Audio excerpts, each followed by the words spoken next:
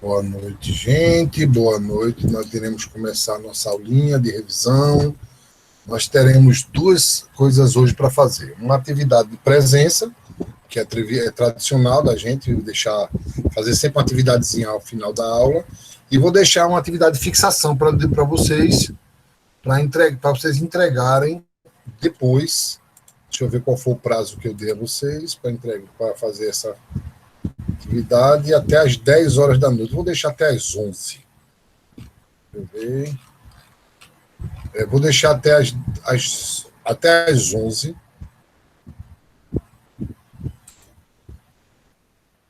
Que é a atividade de fixação de você. Vou fazer uma pequena revisão dos conceitos, tá? E depois a gente vai deixa eu entrar aqui para poder olhar direitinho, alterar o horário. O professor, iremos fazer prova ou é essas atividades que o senhor nos manda de fixação que vai valer a nota? Não, essa atividade, É complementações. Deixa eu botar aqui até as 23 horas. Bom, vai funcionar assim. Vocês... Deixa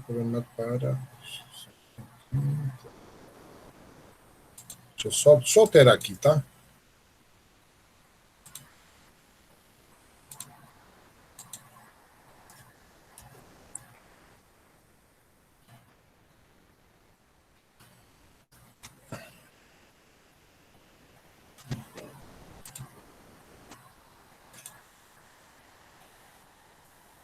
Só um instantinho. Que eu vou alterar aqui. 21.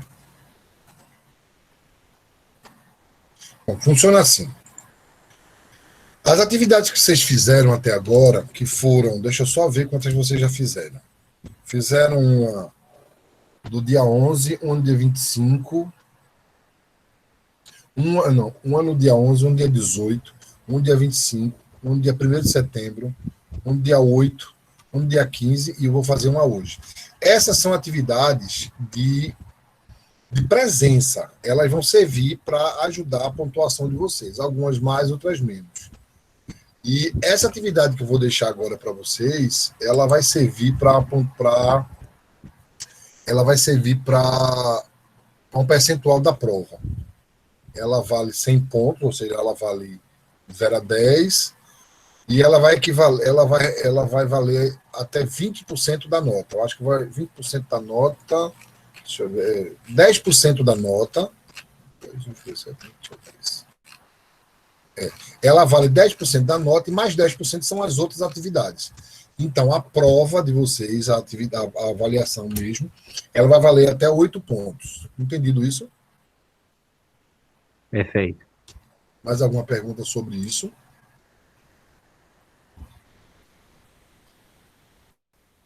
Ô, professor, como é que vai ser essas provas? Vai ter, tipo, um horário certinho para fazer? Do mesmo jeito, vocês vão ter o meu horário de prova, só que ao invés de vocês fazerem a prova de 8h30 às 10, vocês vão começar às 19 e terminar às 22. Eu vou estender um pouco mais. Eu devo deixar até meia-noite. Entendeu? Para vocês entregarem até meia-noite. Começando às 19, deixando até... Pode ser que a gente faça isso. O ano passado, elas aconteceram durante a aula, não foi? Exato. Aí eu posso estender um pouquinho. Não sei se eu vou deixar até 11, até meia-noite. Vou depender de como eu vou deixar a prova. Tá?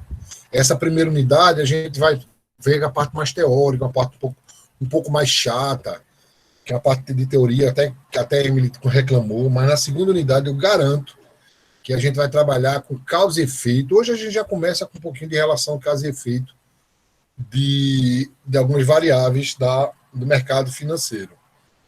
O mercado financeiro ele interfere de uma forma direta e indireta no desempenho do país, né? E aí a gente vai ver algumas variáveis. Então, olha só. A gente começou fazendo a revisão da macroeconomia, né, falando dos mercados financeiros, conceitos básicos, as operações de modo geral, falamos um pouco de bolsa de valores, sobre as ações, sobre os títulos da dívida pública, e fechamos a primeira parte com a relação de risco e incerteza, que é a relação que a gente viu na última aula, a gente até mencionou na última aula, relembrando que risco e incerteza elas vão ser relacionadas com as atividades econômicas. Exemplo, se você tem informação, quanto mais informação você tiver, mais você tem certeza que vai ter um ganho. E essas incertezas, elas são informações. Então, à medida que você tem informação sobre o mercado, você minimiza o risco. Por esse motivo, o risco de ações da Bolsa de Valores que dão maior rentabilidade são aquelas que têm menos informação. Então, realmente, você tem informação, você vai coletar as informações, você vai atrás de informações. Por exemplo, vou dar um exemplo bem interessante. Está acontecendo agora uma propaganda dos bancos, das fintechs, né, dos bancos digitais. O banco PagBank, eu tenho essa conta, hoje ela está pagando 170% do ganho do CDI. E a poupança, ela só está pagando, ela paga metade, ela paga 85% da CDI. Então, hoje a poupança está dando menos do que a inflação. Para você ter ideia, a poupança está pagando menos do que a inflação, porque a taxa de juros oficial do país são 2% ao ano. Né? E aí você tem que aplicar em uma coisa que você tenha pelo menos a remuneração do ano. Então, quando você tem informação, você corre menos risco. Outra coisa que a gente viu foi sobre liquidez. Liquidez é a transformação, a conversão de um ativo em dinheiro em espécie. Ou ainda a possibilidade de você estar com dinheiro em espécie. Então, quando você tem liquidez, você tem dinheiro em espécie. Você está com recurso financeiro líquido. Liquidez significa isso. Quando você tem dinheiro na mão. Quando você tem dinheiro, recurso financeiro na mão, você tem liquidez. Você tem liquidez relativa quando você tem patrimônio, ativos. O que é um ativo? É tudo que tem um valor monetário. Tudo que tem um valor monetário é um ativo. Só que tem ativos financeiros, se ele tem o valor monetário, é porque ele é financeiro. Todo ativo financeiro, ele tem um percentual de liquidez. E à medida que você tem, por exemplo, uma moto, um bem, um patrimônio, um ativo, que é fácil de converter em dinheiro, ele não é 100%, porque ele não é dinheiro em espécie. Ele tem um percentual maior. Então, essa relação de percentual de liquidez é o que rege na economia. E aí vocês vão ver mais na frente que o governo também tem o poder de gerar liquidez e tirar liquidez. Quando a gente vai ver mais na frente, quando, por exemplo, ela pega os papéis da dívida pública e vende, ela meio que obriga os bancos comerciais, a exemplo disso, a adquirirem esses papéis. Ele tá tirando liquidez desses bancos. Ele está tirando a quantidade de dinheiro em espécie que ele tem e deixando no lugar um ativo financeiro com uma liquidez menor do que 100%. Tá? A gente vai ver também, a gente viu também a ordem das operações, né? O poupador, o intermediário, o tomador. Essa relação, ela existe na economia desde a década de 60, onde você tem o papel do poupador, aquele que quer investir, quer se remunerar, e aquele tomador, aquele que precisa do recurso para fazer alguma atividade, seja ela produtiva, seja ela pessoal. Então, você pode ser um tomador pessoal que vai lá e pega um CDB para comprar, sei lá, uma bicicleta, uma moto, um computador, um celular. E você tem uma grande empresa que precisa para poder fazer investimento. Eles são tomadores de empréstimo, tomadores de recurso. O poupador é aquele que tem recurso sobrando e ele está poupando, ele está guardando, e esse guardar, ele gera um custo de oportunidade, que é a taxa de lucratividade, se for empresa, e se for pessoa física, do modo geral, a gente vai chamar sempre de investidor, ele recebe juros sobre isso. E o agente intermediário é aquele que intermedia essas duas relações, apresenta os dois indivíduos, que vão mexer na economia, e ele ganha um percentual sobre isso. Me perguntaram se o nome disso é spread. É um tipo de spread, sim, mas o spread em si é a diferença entre o ganho e o gasto. Quando você capta, e depois empresta, essa diferença é o spread, e o spread bancário ele é financiado pelo próprio Banco Central. Quando o Banco Central, só um instantinho, gente. Quando o Banco Central ele empresta esses recursos para a economia.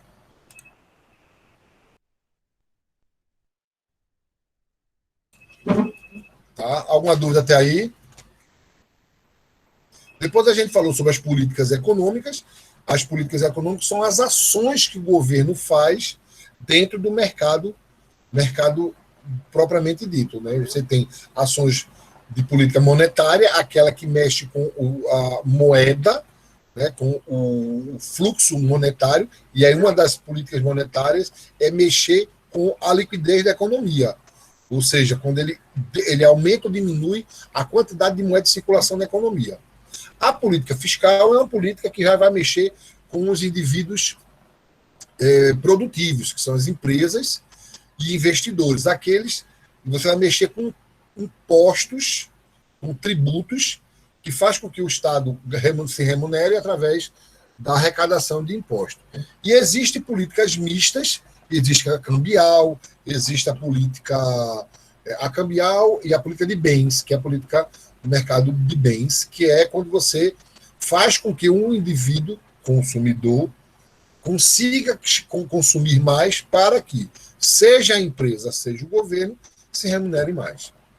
E, por fim, a gente começou com as relações de causa e efeito dentro da economia, que são essas relações quando você tem um incentivo do Estado para uma atividade, e essa atividade faz com que a economia ela vá por um caminho ou vá para outro caminho. E aí ela precisa de uma relação de causa e efeito. O governo gera causa e a economia tem um efeito. A economia gera uma causa e o governo tem um efeito, e aí, do modo geral. Você pode ter essas causas e efeitos, elas podem ser endógena ou pode ser exógena. Endógena quer dizer que acontece dentro do ambiente econômico, do mercado, e é extremamente controlado pelos próprios agentes, seja agente empresa, seja agente governo. Tá? E quando ela é exógena, é quando você não sabe, ela vem de fora e às vezes não tem como controlar. É muito parecido com SWOT, análise SWOT, né? Um ambiente interno e externo, onde o gestor consegue interferir ou não. É muito parecido para vocês entenderem a relação de causa e efeito. Até aí tudo bem? Até aí tá como conseguiram alcançar nossa aula, nossa unidade. Todo mundo entendeu o que a gente vai trabalhar daqui para frente?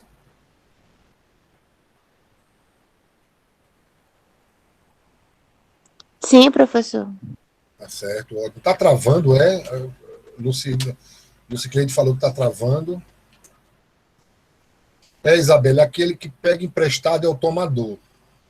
Certo. Eu estou agora com duas atividades, viu, gente? Então, eu estou vendo um chat aqui e estou conversando com vocês aqui. Diga, Arthur. O senhor tem esse material teórico para a gente dar uma revisada depois, por exemplo, especificando poupador, especificando intermediário, especificando a questão da política econômica, monetária, fiscal. O senhor tem ele, assim, teórico para a gente poder dar uma analisada, ou a gente vai estudando pela gravação mesmo? Olha só, os slides, eles são um roteiro de estudo. O restante das coisas eu estou passando para vocês, verbalizando, mas eu posso deixar o material de apoio para vocês. Eu acho que de hoje para amanhã eu posso deixar o material de apoio para a leitura de vocês, se quiserem. Eu até deixei o material logo no começo. Certo. Ok, então vamos seguir. Omar, Oi. boa noite, Negão. Tu podia repetir, por favor, sobre políticas econômicas, no caso a mista? Ou eu não peguei mista? bem ou passou por cima, não sei. Vamos lá. Você tem vários tipos de políticas econômicas. Política monetária, política fiscal, política de renda, tudo isso foi falado lá no primeiro slide. Política cambial, política de bens e serviços, que é a política de consumo, várias outras. Aí quando eu falo mista, é porque você coloca um pouco de cada uma. A gente pode pegar um exemplo, Matheus. Atualmente, o Estado, o governo brasileiro, ele fez uma política fiscal, ele está com a ideia de fazer uma política fiscal com aumento de impostos, ou a probabilidade de se criar um novo, retornar a CPMF. Isso é política fiscal, porque ela vai direto da remuneração para o Estado. Oi, Keila. Vai direto da remuneração do Estado. Para o caso...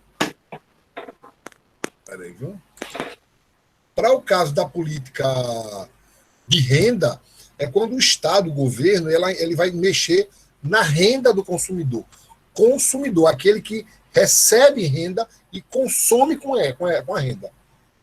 E você tem políticas cambiais, que quando você tem um descontrole das contas, ou seja, da moeda estrangeira, ou seja, você tem uma desvalorização da moeda doméstica, que é a moeda real, frente ao dólar.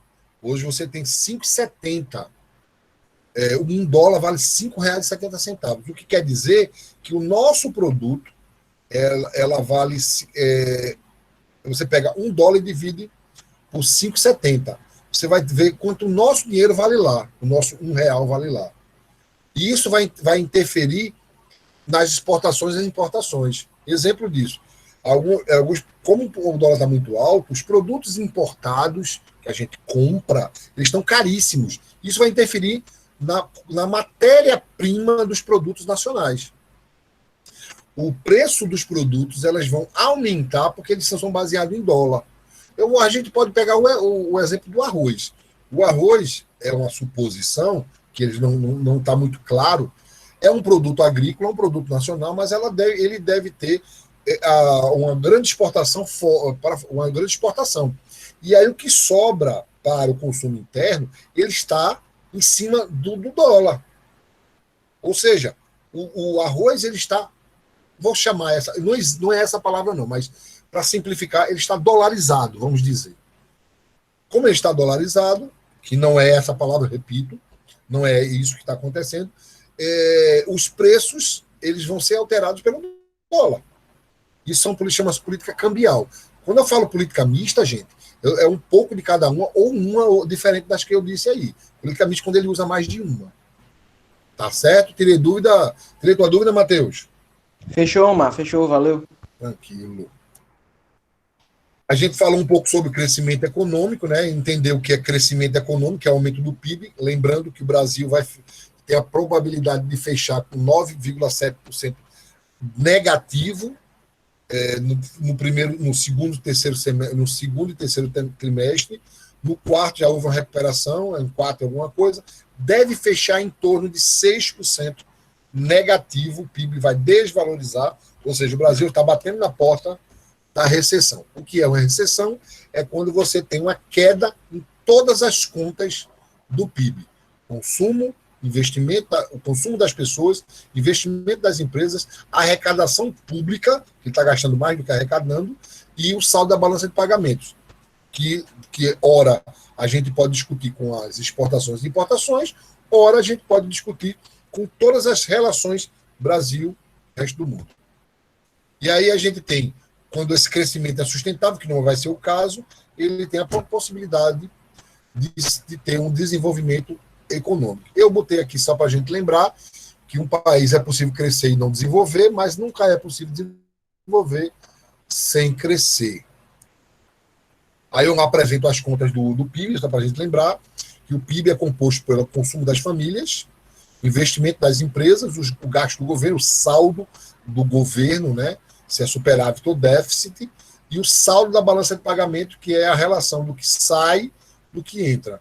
Se sair mais do que entrar, o sinal da variável saída, é negativo. Ou seja, se esse M for maior do que o X, esse sinal vira negativo.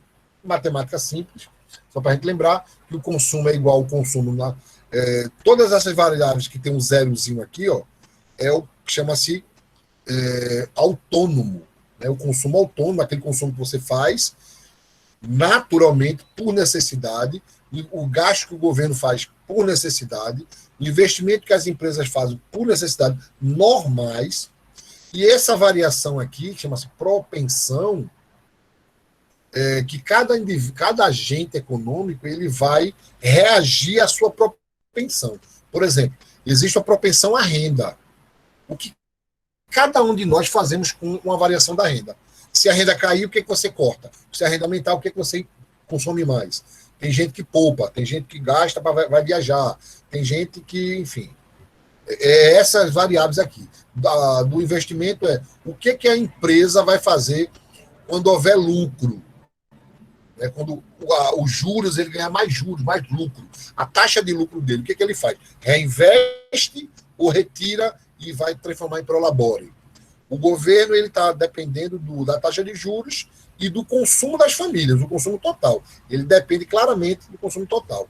Importação e exportação tem a ver com o câmbio. Então, o que varia na exportação e importação é a taxa de câmbio que a gente explicou. Aí a gente vai mostrar as pequenas, as iniciais relações de causa e efeito do mercado. A renda, ela vai depender do emprego, que vai depender da confiança do mercado.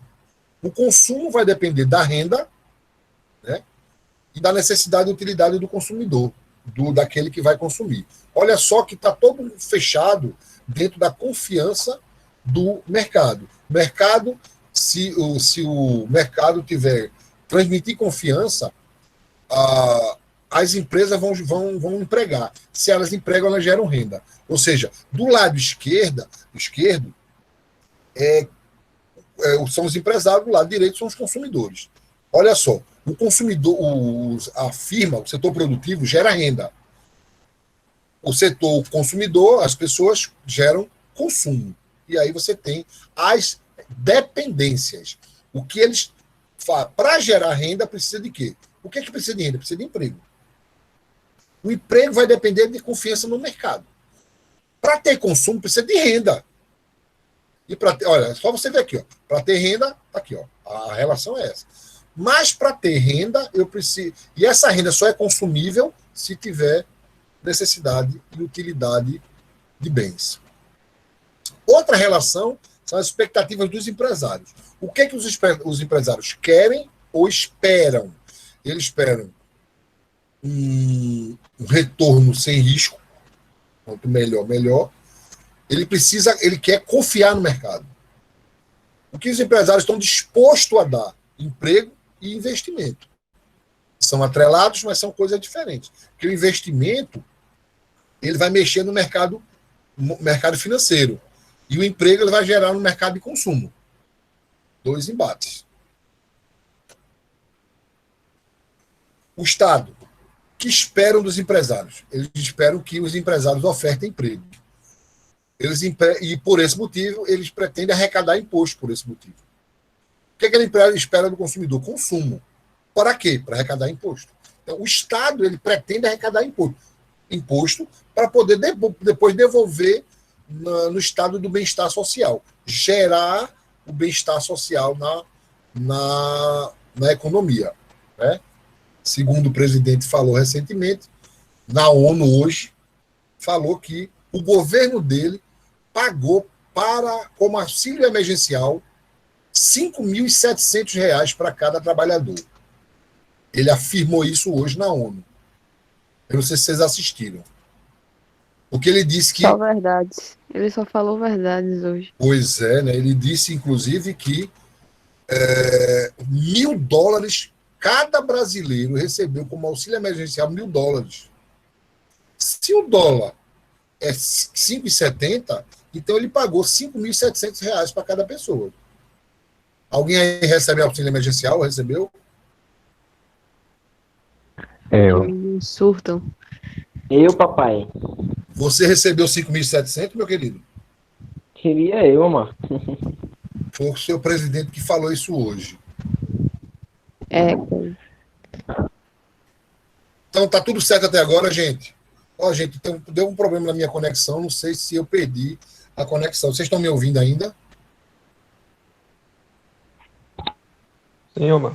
Estão me vendo? Sim. Eu não sei o que está acontecendo. Você está dizendo aqui que a minha conexão caiu. O senhor tá ouvindo aí?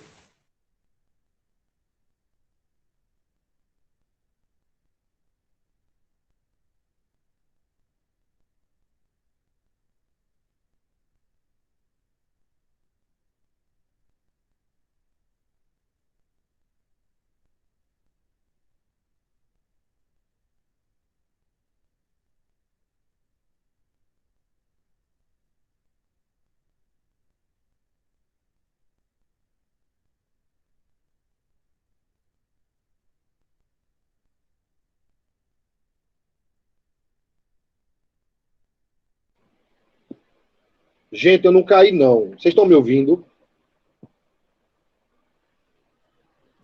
Sim, professor. É porque eu tenho duas. Eu estou passando o slide no outro computador. Ó, tá voltando. Tá? Eu estou com dois abertos.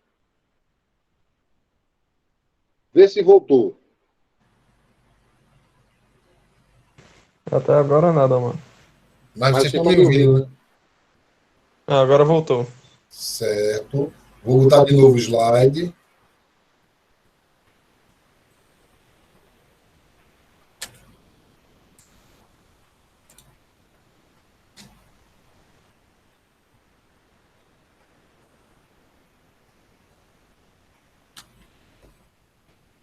Pronto.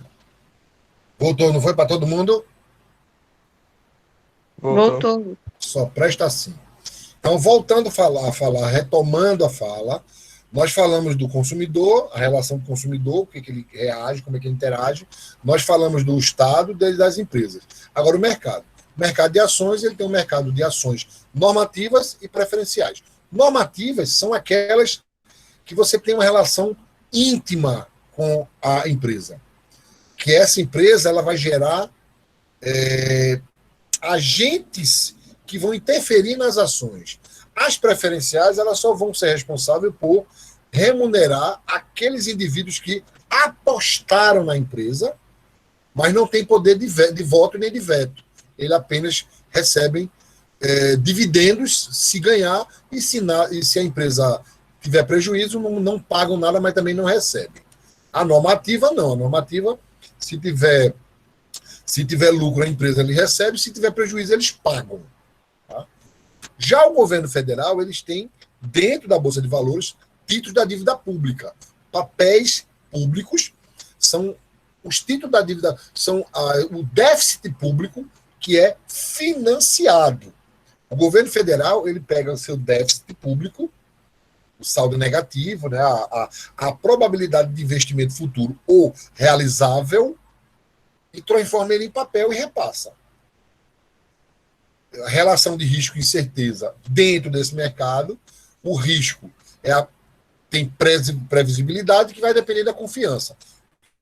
Se você tem, o risco é diminuído. Se você tem confiança, é porque você tem informação. Ou seja, a confiança está na relação do risco com incerteza. A falta de confiança está na relação de risco com incerteza.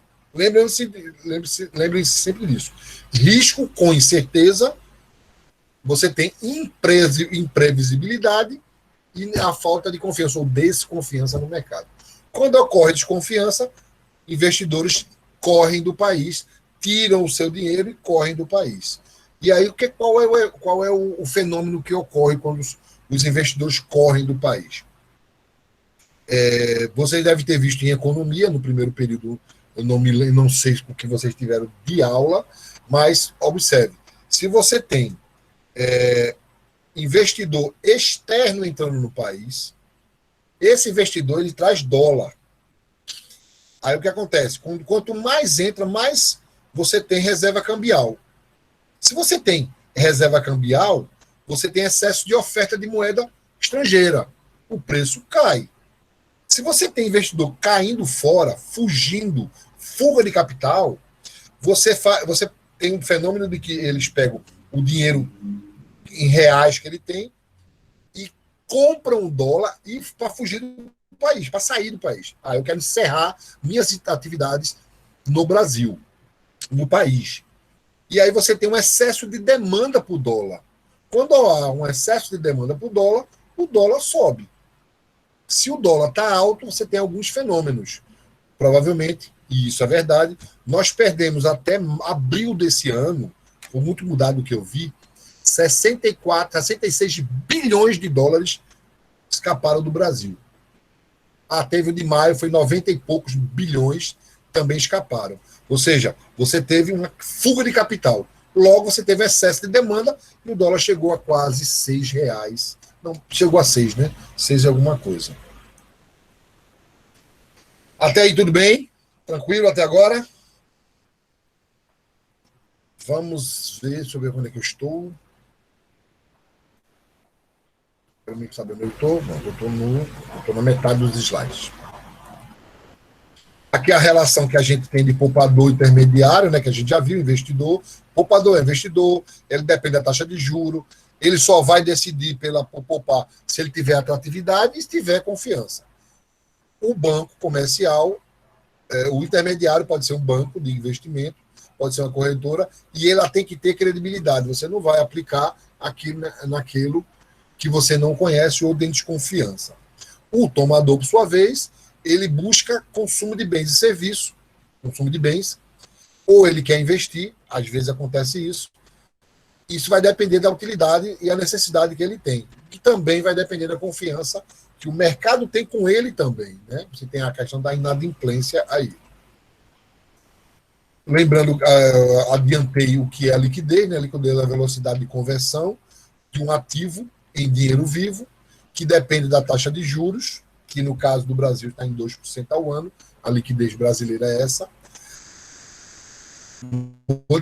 e financeiro da economia. E ela vai interferir na inflação e na taxa de juros. Lembre-se disso. A liquidez da economia, preste atenção, a liquidez da economia, ela vai interferir na inflação, e eu vou explicar, e vai interferir na taxa de juros. Por quê? Olha só, se você tem um grande volume de dinheiro na economia, ou seja, você tem uma economia extremamente com liquidez, você tem excesso de moeda circulando na economia, observe que todo mundo vai ter dinheiro para emprestar. Se todo mundo tem dinheiro para emprestar, o excesso de oferta de moeda de empréstimo faz com que a taxa seja mais baixa, taxa concorrencial. Então, excesso de oferta, preço cai. Porque você tem gente demais e tem como escolher. O que vai acontecer quando a taxa cai? Muita gente acessa esse crédito. Quando muita gente acessa esse crédito, dana-se a consumir. E o excesso de consumo gera inflação. Quais são os mecanismos, dentre vários mecanismos de controle da inflação, é reduzir o consumo. Primeira coisa que o governo faz é reduzir o consumo. O que é que ele faz, então? Não conta para ninguém, tá? Ele aumenta a taxa de juros, ou ele diminui a liquidez da economia, para que tenha menos crédito na economia, menos moeda, fazendo com que o que tem fique caro e fazendo com que eles não consigam acessar. As empresas, a mesma coisa. Se as empresas tiverem acesso ao crédito barato, eles captam esse crédito e investem na empresa. E aí eles expandem a empresa. Quando eles expandem a empresa, eles geram emprego. Aí tudo aquilo que a gente viu. Gera emprego, gera renda, gera consumo. O que o governo faz para diminuir a inflação? Segura a liquidez, aumenta a taxa de juros, desestimulando o investidor, o empresário de ir atrás de empréstimo, e aí ele não investe, ele não emprega. Se ele não emprega, ele não gera renda. E aí tem pouca gente consumindo o produto dele. e aí ele diminui o lucro, dando-se a demitir no mercado. Conta para ninguém isso não, tá? Qual é o efeito das políticas econômicas? Basicamente são: a política monetária tem um efeito rápido, porque depende da taxa de juros. A fiscal, ele é um pouco mais lento, mas ele é estruturante, porque ele compõe a economia como um todo, que ele depende da renda, ela vai interferir na renda.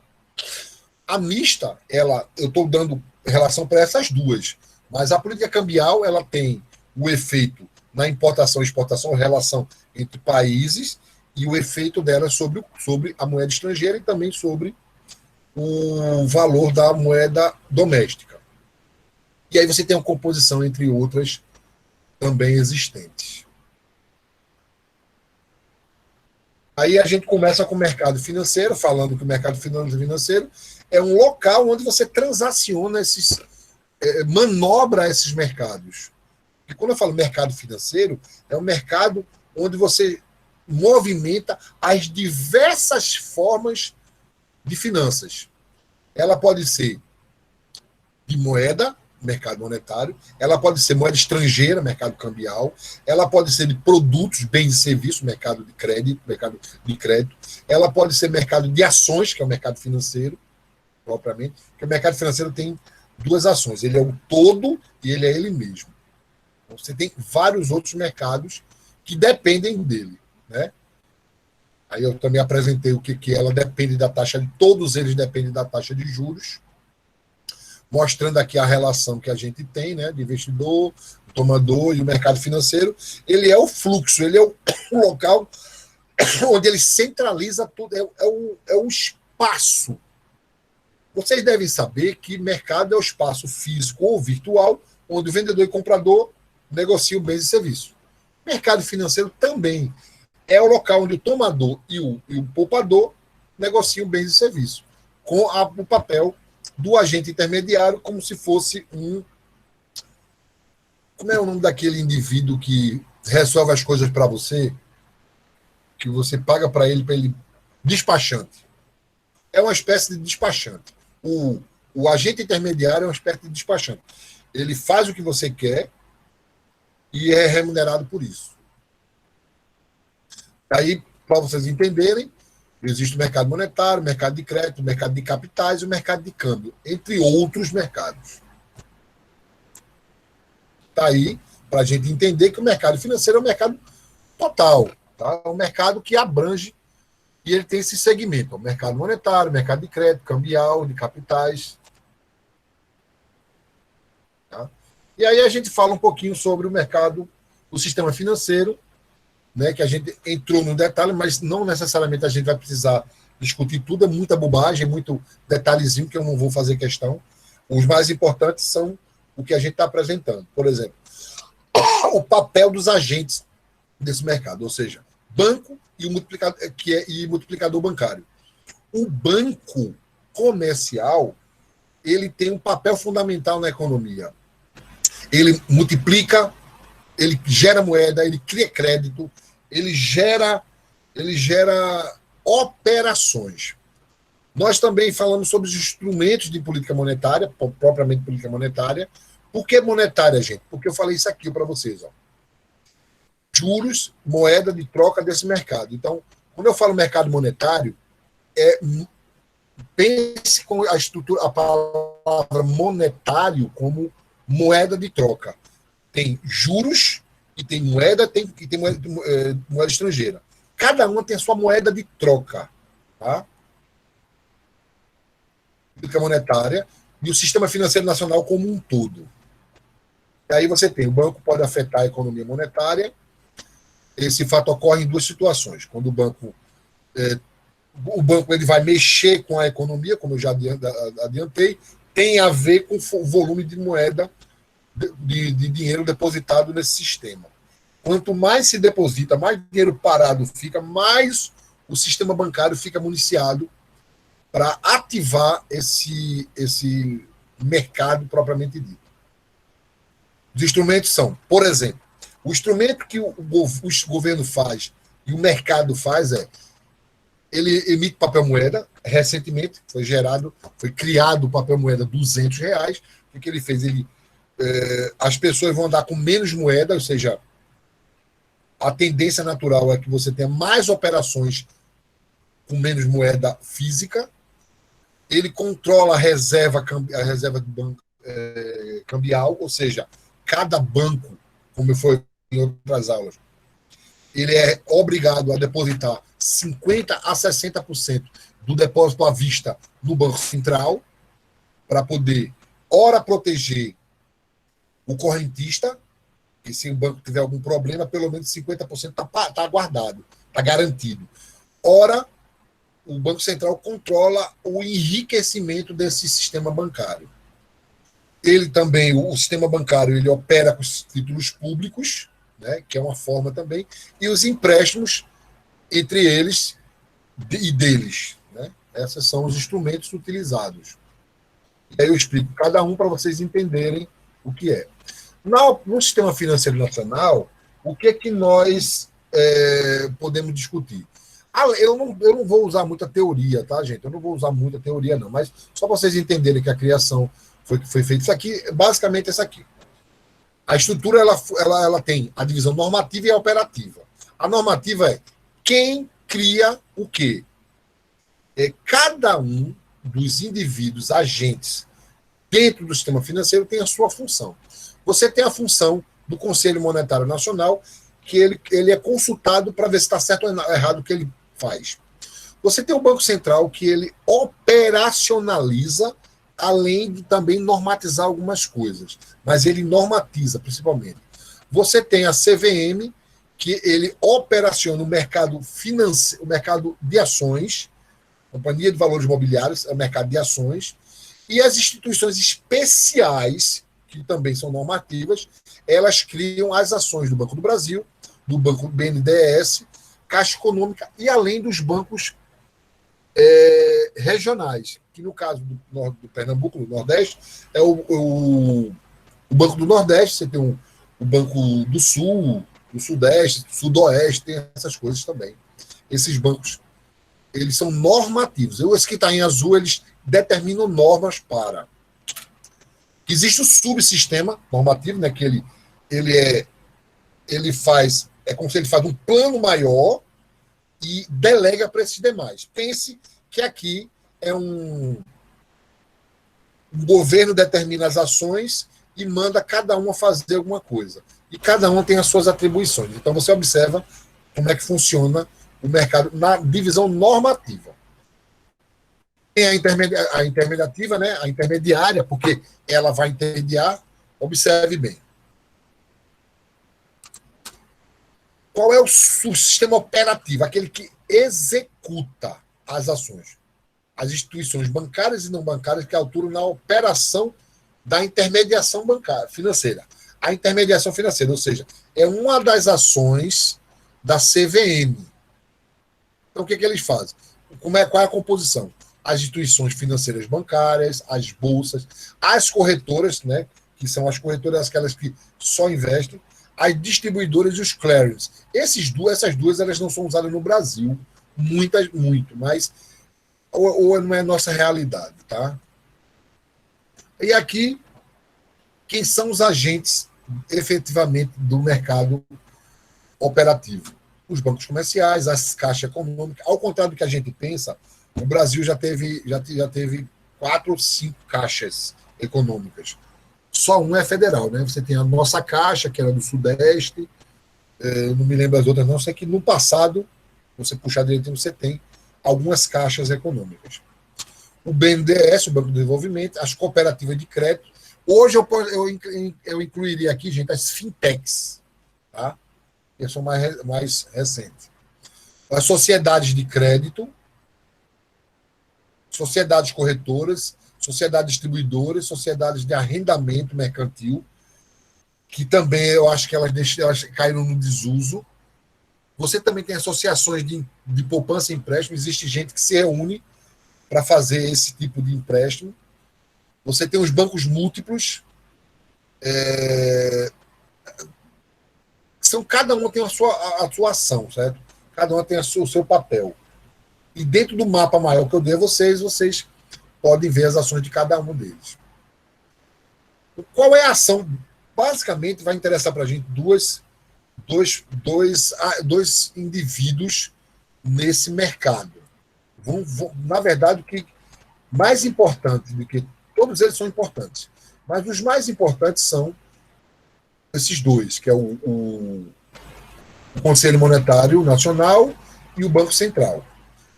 Com as funções de cada um, tá? Função de cada um no mercado financeiro. Dentre as funções do mercado financeiro, ele regula o fluxo monetário de moeda. Quanto vai existir de moeda ele controla a entrada e a saída de moeda dentro do mercado. Tá? E quanto vai sair também. Então, ela está responsável pelo fluxo. O Banco Central, existem várias atribuições. Mas é papel do Banco Central imprimir moeda. É um papel principal. E ele exerce controle sobre o crédito e ele é o banco dos bancos. Ele empresta dinheiro aos bancos. Chama-se operação de redesconto. Ele empresta dinheiro para os bancos comerciais operarem. Que aí a brincadeira também não conta para ninguém, não. Ele empresta 2% ao ano e nos cobra 4% ao mês. Ou 10% ao mês. Isso sim é spread bancário. Neste caso, os bancos comerciais alegam que eles cobram esse valor acima pela possibilidade de inadimplência. E não é efetiva, é a possibilidade de inadimplência. Então, ele já é como se fosse um seguro. Eu já cobro antes, vai lá que alguém não pague, eu já estou cobrando aqui. Cada banco comercial tem a sua operacionalidade, né? Cada um ele lida com uma atividade. Se vocês lembrarem que eu falei, o Banco do Brasil trabalha com crédito rural, o Banco da Caixa Econômica trabalha com habitação. Tá? Essas são as exigências dos bancos. O restante, os bancos comerciais privados também trabalham com isso. Mas quem são os fiéis depositários de crédito rural e habitação são os bancos federais. A atividade bancária pode ser analisada da seguinte forma: oferta de recurso, demanda por recurso. Aí ele entra no meio. Quem ganha com isso chama-se spread bancário. Isso aí é a coisa mais simples do mundo e que todo mundo já sabia. E aí eu apresento também para vocês lembrarem como é que funciona o que os bancos comerciais são autorizados a fazer, né? A atividade bancária pode ser visualizada também da seguinte forma: o Banco Central, ela cria ativo e cria o passivo. E ele regula esses dois: os ativos, as entradas e as saídas, as fontes e aplicações. E também gera uma lucratividade. O Banco Central não gera lucro, mas ele faz com que a economia se remunere por isso. Quando a gente fala de mercado de capitais, a gente está falando de mercado de empresas que expandem o seu negócio. Né? Então, você tem mercado financeiro, mercado monetário, mercado cambial, mercado monetário, mercado cambial. Aí você entra no mercado de ações e o mercado de capitais. O mercado de capitais. E, por fim, é o mercado de... Eu não me lembro do outro mercado. São 4 mercados. Mercado de bens, de consumo. O mercado de capitais é quando você vai... Foi a última aula que a gente teve, foi sobre as empresas que abrem o seu capital para se remunerar. Né? Então, observe. Uma empresa quer expandir, ela pega o percentual e abre o capital. Ela funciona dessa forma. Aí eu já explico um pouco qual é a dependência, qual é a necessidade de um país de você investir no mercado de capitais. Deixa eu fazer só uma coisa aqui. Feio isso. Estou ajeitando na medida que eu estou olhando. Melhorou. À medida que cresce o nível de poupança individual e a poupança da empresa, você tende a sobrar recurso e fazer com esse dinheiro. Né? As pessoas, eles tendem a ser investidores natos. Todos nós somos investidores natos. Seja ele com dinheiro, seja ele com outro tipo de coisa. E aí o mercado de capitais é uma oportunidade. Né? Eu não vou aqui entrar no mérito de divulgar para vocês o mercado de capital como um todo. Bom, é isso que a gente vai ver na nossa prova. Então, nossa prova vai cair esse tipo de assunto. Eu liberei para vocês já hoje. Já fizeram, foi? A A chamada, né? chamada está liberada. Aqui não é de vocês, não. Deixa eu ver aqui. A chamada está liberada. Já começaram a responder, deixa eu ver.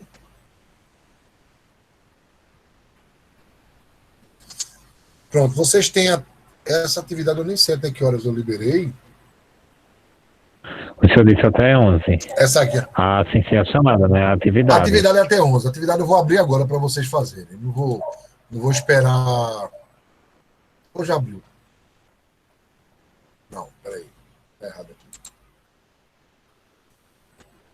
Vou liberar a atividade de fixação para vocês, tá? Eu já ia abrir já. Mas eu vou liberar aqui. Pronto. Vocês têm até 11 horas para me entregar essa atividade que vai valer um percentual da nota. Como eu disse a vocês, essa atividade de fixação ela vai valer 10% da nota e os outros 10% elas vão ser o somatório de todas as atividades que foram feitas até o momento. Eu vou mostrar a vocês quais foram as atividades que foram feitas até agora, para vocês terem noção do que perderam ou que fizeram. Deixa eu abrir.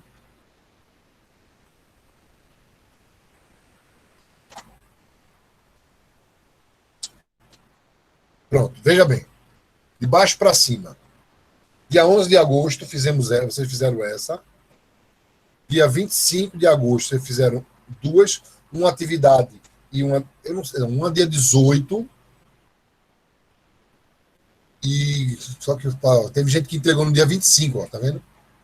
Dia 25, depois dia 1 de setembro, depois dia 8 de setembro, depois no dia 15 e essa de hoje, tá? O que eu quero dizer a vocês são duas coisas que eu quero conversar com vocês sobre as atividades de presença.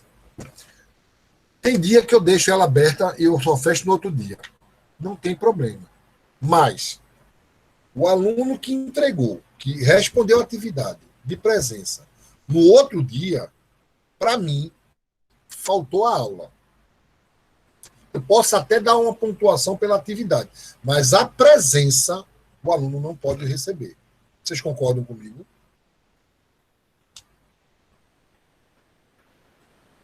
Concordam comigo ou não? Com certeza, Omar.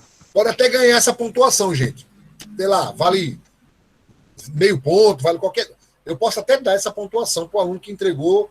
Tem aluno que entregou no dia 25, uma do dia 18. Foi uma semana depois. Estava aberto, ele foi feito. Beleza. Mas eu tenho uma planilha que diz o dia que respondeu.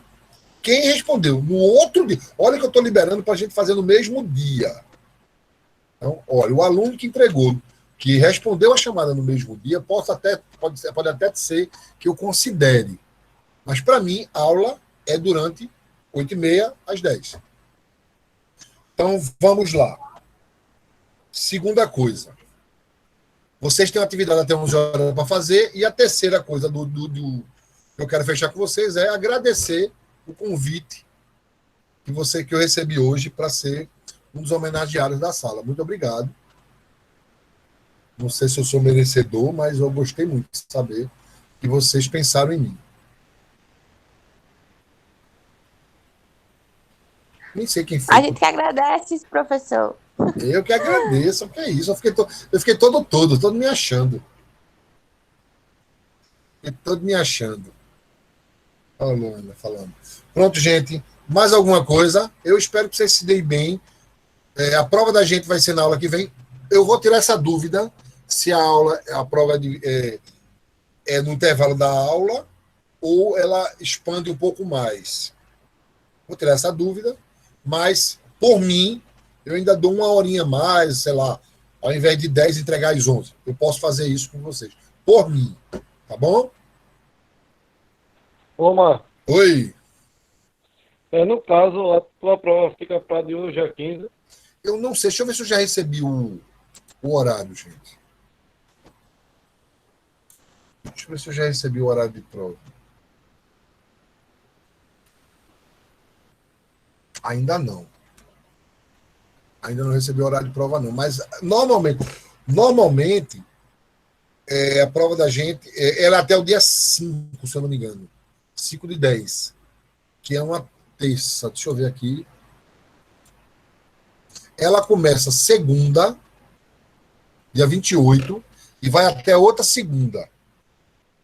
Eu acho que é isso, né? Quem é que dá aula no primeiro horário? Eu acho que é... Qual é o nome dele, meu Deus? É... Jonathan. Aí, provavelmente, na terça-feira, a primeira é a prova dele. E a minha é depois. Então, a minha prova, a tendência é ser no dia 5. Provavelmente é dia 5. Vocês têm aula de segunda a sexta? Aula de segunda a sexta só, né? Me diga uma coisa. Fora segunda-feira, quando é na terça-feira, qual é o dia que vocês têm aula dividida? É porque também eu estava pensando que talvez tua prova ou de alguém pode ser adiantada para quarta-feira, que é só TCC com Cleitiano. Pode ser. Mas quarta-feira só... pode ser. Por mim, pode ser. Quarta-feira. Agora tem que me avisar com antecedência. Não é que eu estou dizendo que vai ser, não. É porque para a gente ficar avisado, a faculdade até agora não passou nada para a gente também, não. Eu acho que cabe ali o representante conversar com a coordenação. Falar com o Rafa.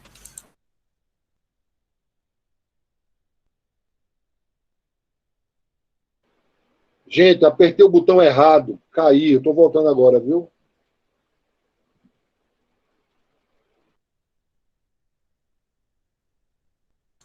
Eu apertei o botão de desligar. Eu voltei já. Então, quem é o representante de sala? Na sala, quem é?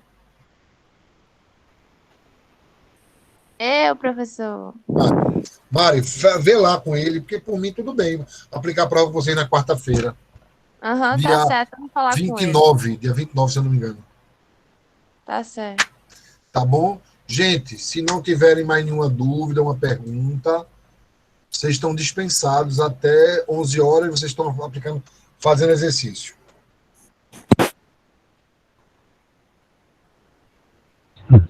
Tchau, professor. Boa noite. Tchau, Bruno. Boa noite.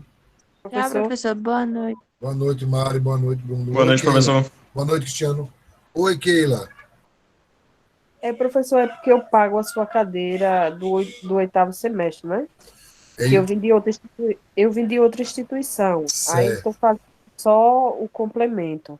Aí, no caso, na quarta-feira, eu já tenho outra disciplina para fazer a prova. Então, provavelmente, não vai ser modificada a data por esse motivo. Já posso adiantar. Nenhum aluno pode ser prejudicado, não, viu? Nem se preocupe com isso. Nem que eu faça uma prova para você no outro dia, você pode fazer, mas não é prejudicada, nem se preocupe. Está bom, porque meus horários não é igual ao do pessoal, não. É Eu diferente. sei disso. Eu sei disso. Nem se preocupe, viu? Pode confiar na gente. Tá bom, professor. Obrigada. Boa noite. Nada, querido. Boa noite. O mais provável deve ser na terça-feira mesmo, dia 6, mano. Não, mas tem a prova de Cleitiano, Clécio.